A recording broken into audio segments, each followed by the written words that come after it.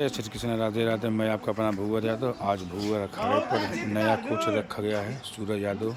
ये जो नया कोच है सारे पहलवानों को जो सिखाते हैं, बताते हैं, गलती करने मारते भी हैं। और ये हमारे भैया सूरज यादव जो कोच हैं, ये जो है ये सारे पहलवान जो आपस में जो है वर्कआउट जो कर रहे हैं। डेली भूवर अखाड़ा को देखने के लिए भूवर अखाड़ा को लाइक कमेंट सब्सक्राइब करें। ये पहलवान जो कर रहा है, ये गोलू पहलवान जो आराम से बैठा हुआ है, आराम फरमा रहा है। छोटा पहलवान है टाइगर पहलवान, और दो दोनों आपस में जो है लड़ रहे हैं। काफ़ी शानदार ब्लॉग है। और ये सूरज पहलवान हमारे अखाड़े के कोच हैं, जो सिखा रहे हैं, बता रहे हैं। देखिए जो है ये आकाश पहलवान है, ये टाइगर पहलवान हमारा जो है अखाड़े का। नमस्कार, राधे राधे।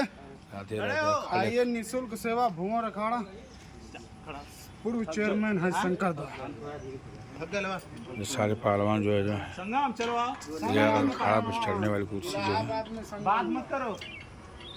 रास्ता चढ़ने वाला जो है ये बना हुआ है।